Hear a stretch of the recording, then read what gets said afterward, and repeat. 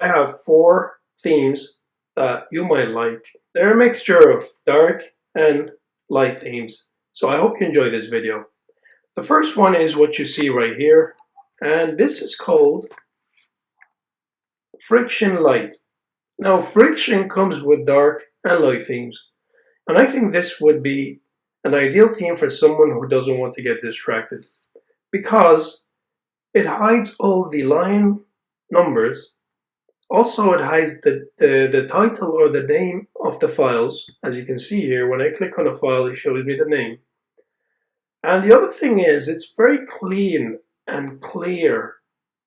So like, you can still see the numbers because they're in white on a gray background, which is this one, but they're not going to be on in your face. They're not going to distract you.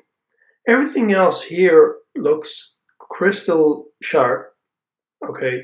And if you're working with this theme, you could just hide everything and basically have a clear, empty, clean, no distraction code editor. So this is the first one. The next one, which I really like, I'm going to use the command tool here, or the command line.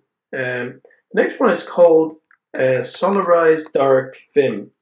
As you can see, this one is different to this one. So the original one has very different background colors, while the Solarize Dark Vim is the same color all over with very slight variations, as you can see here. But to be honest, there is no discomfort on the eyes whatsoever. It's very clean. I worked with this theme for a long time. I really enjoy it. And the next one, let me see on my phone, it's called Remedy. So when I access Remedy, and as you can see here, Remedy has different variants. It has dark, light, and for me, I worked with the dark one before, but the light one is really cool as well. It's a tan, almost like a tan background. It can give you a bit of discomfort if you work with it for too long. And the next one is called Subliminal. And as you can see, there's different versions. This is the Eternal theme, but I'm talking about this one mainly.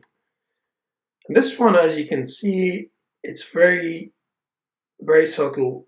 It's not in your face. It's almost like One Dark Pro, remember from Atom, the Atom editor days, which you can also get it here on VSCode.